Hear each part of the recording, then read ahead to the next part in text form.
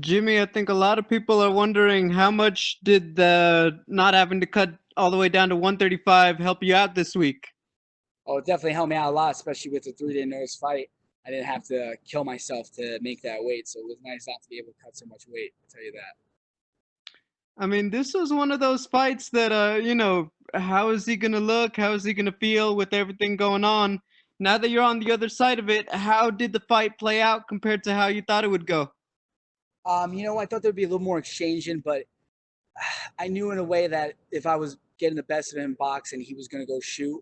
So I think he was really looking for those takedowns to take me down. And I, I have great wrestling coaches at home, and I got a great wrestling coach, Russell Reed, who helped me out with the fight, with all my wrestling. Excuse me. So um, obviously, I wanted a better performance. I wanted to throw out more, but with the short notice fight and kind of pacing myself because I wasn't in the shape I wanted to be in, that was the outcome of the fight. And obviously, I wish I could do more, but it's kind of live and learn. You got to be in the best shape all the time because you never know when you get that last minute call. I mean, you look pretty happy. It's a interesting situation on Fight Island. Have you thought about how you would even celebrate this one? You know what, man? Honestly, I've been away from my wife and my family for a while now, so I just want to be home and spend time with them. We had actually, we just my wife had corona. She just got over it not too long ago, and she's back on her feet. I dealt with it in March, so we just got a new puppy. We're looking to move. We have a lot of stuff going on at home, so I'm just looking to be back and be able to be with my family and just seeing them, my mom and stuff like that. It's just been one of those hard things. Even my mom telling her, listen, stay home. I don't want her to get it. God forbid I give it to her. Somehow I ended up, somehow I gave it to my wife eventually. So I feel bad. I mean, I just don't want my mother's high risk, so that's the last thing I want her to get it. So hopefully, when I get home, I've been tested so much, I know I'm negative. I get to spend time with everybody. I hear you. Final one from me. Is there a name that you're thinking next? Is there a weight class next? I mean, you look pretty good at 145. Talk to me.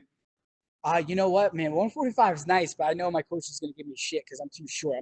I'm 5'4.5" on a good day. So some of these guys are big, man. I was next to Carter and Calvin, and I'm like, he's a tall SOB. He's a tall guy. So I don't know about 45. Definitely probably return back to 35 my next fight. Depending on the circumstances. I don't know. I have to talk to my management, talk to the UFC, because when it comes down to it, I don't know if I'm going to get a last minute call again. I have to fill in a spot. I don't really know what's going to happen. You know what I mean? That's why now it's like, you got to stay in shape all the time. So I'm literally going to get back home, get back in the gym, and just keep working out and keep my cardio up. Hey, congratulations, Jimmy. Thank you, sir. And we will wrap things up with Jay Anderson.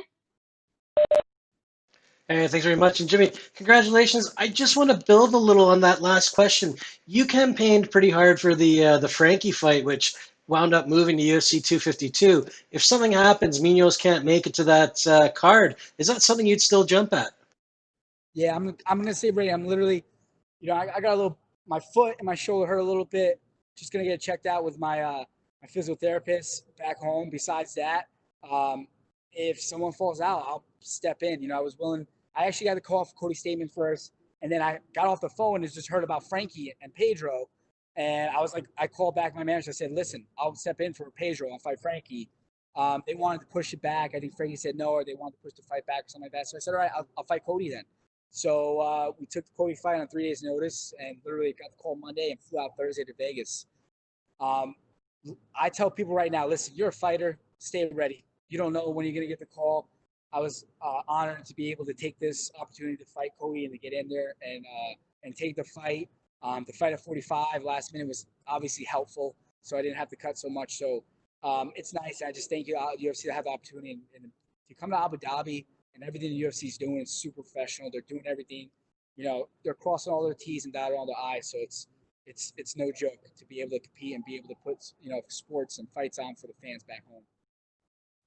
And just after all that time away over the past year, and actually a little bit over a year, I mean, how good does it feel to actually get back in there and just do what you do? It is. People were asking me about the win. I'm like, it's just good to get back in there, man. I miss it. It's been tough. 2020 has been a shitty year, from getting herniated disc in my neck to getting coronavirus and my wife dealing with it and other stuff we're dealing at home. 2020 has been a tough year, and hopefully as things are opened up now and everything's kind of coming back to a little bit of a norm, there's that light at the end of the tunnel. Absolutely. And last one for me, I mean, bantamweight is such a super stacked division right now. I mean, 15 all the way to the top pretty much. It seems like Aljamain Sterling's next for the title. Is that the call that you would see being right? And how do you see that fight with Jan going? You know what?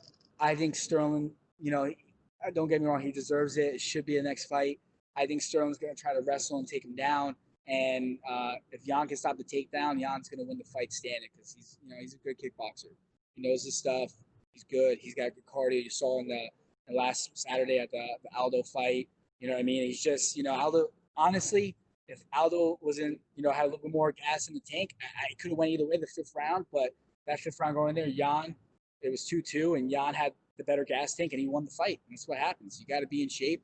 You know what I mean? You can see in my performance, I wasn't as happy because I didn't have the gas tank I usually have.